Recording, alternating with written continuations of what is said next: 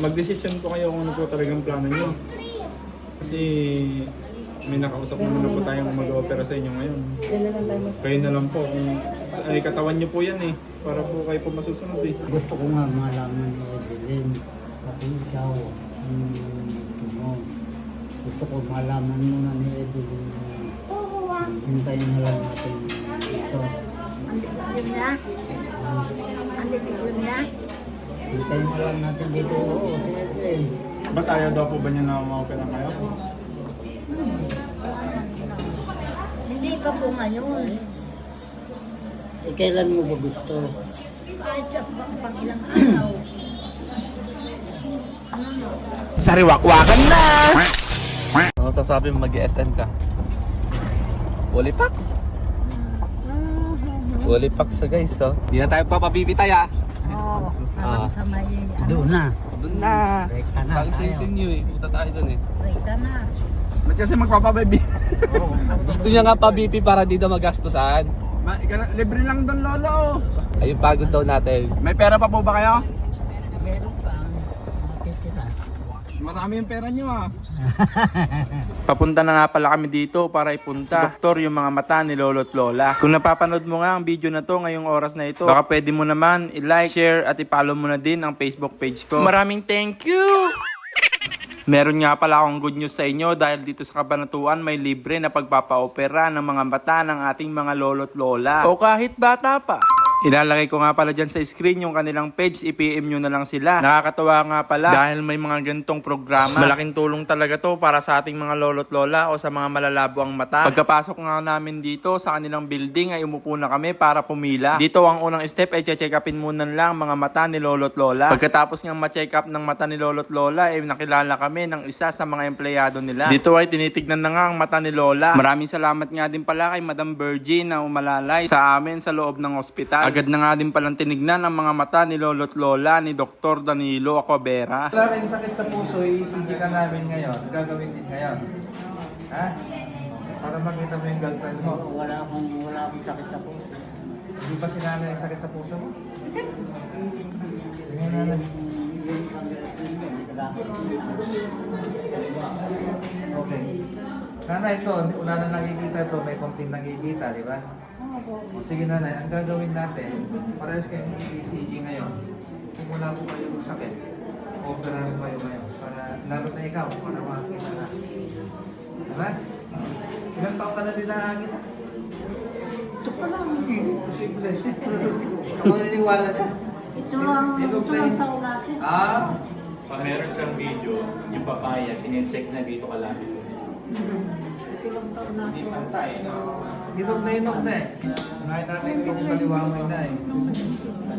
Sobrang hinog na ito. pa lang ito na dapat po sa sanay na naman sa amin. Yung ultrasound nyo rin bro. Para ma-contact. Si tatay. Babag mo natin, paano yung tayo. Balitan mo yung pangalan. Ano naman kayo tatay? So ito si tatay. Atras kay tatay. Ito yung mata. Para makita nyo. Ito yung mata ni tatay. Ayan. Talagang wala na nakikita yan. Ito yung katarata negra ang tawag yan. Umitim na yung, alam mo yung buto ng sampanok. Ganun na yung kapag tinanggal yung katarata, ganun ang mahama. Pero ang gagawin natin, sabi niya okay pa, di ba? Check natin. Ay, anong kulay po yan? Dalawang mata po ito. Verde. Sa kabila mo. Verde. So, kaya niyang makita yung kulay ng verde, no? Ito yung verde. So, ibig sabihin, gumagana pa yung likod ng mata niya. Gumagana pa po. Tapos yung ultrasound din natin, kung may okay yung likod. Ang gagawin mo tatay, i-ECG ka namin. Kapag wala po kaming findings sa ECG mo, operahan kita itong araw na ito. Tine-check niya yung papaya. Ganyan. Tayo dito tayo. Nagagawin po kapala kung hinog na na pwede na. Wow, so, wow naman. Kinagan mo? Shine green to.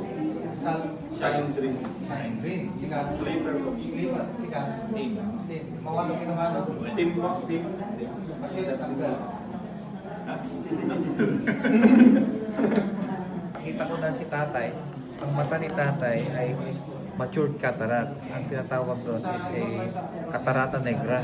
So, yung catarata negra, yun yung parang kanyan yung buto ng sampalok. So, yung mata ni tatay, parang ayaw natin maniwala na nakapitas pa siya, pero baka mahulog. Pero actually, talagang wala siya nakikita. So, ito yung mata ni tatay, no? Yan. Yan, catarata negra na yan, pati ito yung kabila. Ang nakikita lang ni tatay is light perception. So, chinek natin kung gumagana yung mata ni tatay. May nakikita siyang liwanag at meron siyang color perception. So, malaki yung chance na makakita si tatay. So, yun lang. Tingnan natin mamaya by tomorrow maglakad na mag-isa yan. Pati rin si nanay, ganun din yung mata niya. Parehas silang catarata negra. Sana maging okay yung ECG nila kasi nandiyan naman ang Diyos. Usually, kapag dinala yung mga pasyente ng bilateral, ginagawa agad-agad. Kasi ang nagbibigay ng clearance, yung nasa taas. Thank you. Thank you so much po kila sir na tumulong po sa atin na para po mas mapabilis po yung pagpapa-opera po kila lolo sa kay lola. Tapos nilibre pa po tayo, hindi na po ginamit yung PhilHealth. Kaya thank you so much po. Ito po yung yung name ni sir. Thank you so much po sa kanila. Ako si Dr. Aclavera. Ang malupit pa po niyan, libre lang po dito basta may PhilHealth po kayo. Kaya sa mga may problema po sa mata dyan, dito na po kayo pumunta. Thank you po. Then, ang mas malupit doon, kung wala kayong piller at kailangan yung opera, libre po. Catarata. Thank you so much po. Thank you Kaya lang. kaya ngayon, kumasi kasi yung pananay piller ni nanay at si tatay, matagal yan. Libre na lang namin. Thank you po. Thank you sir. Thank you sir. Thank you. Dito nga pala ay nagtatalo ang dalawang mag-asawa. Ayaw daw muna nilang magpa-opera kasi hintayin daw muna nila ang sasabihin ng anak nila na si Ate Evelyn. Nagtanong-tanong na nga din ako at nag-post ako sa aking Facebook page para lang mahanap si Ate Evelyn at makuha ang kanyang contact number. Gusto kasi ni Loloy umuwi muna at pagkabalik nila ay kasama na lang ang kanilang anak. Kaso ang masama ay halos 1 oras na nga kami naghihintay para mahanap ang Facebook ni Ate Evelyn. At malapit na nga din palang dumating ang doktor na mag-oopera kina lolo't lola dahil kumain lang sila. Kahit anong pilit nga din pala namin kila lolo't lola ay talagang ayaw nilang magpa-opera. Inaalala nga ni lola dito yung alaga niyang kukuk daw, yung kanilang manok. Abangan nyo na nga lang palang susunod na video. Sana pumayag na silang magpa-opera. Abangan nyo sa susunod na video.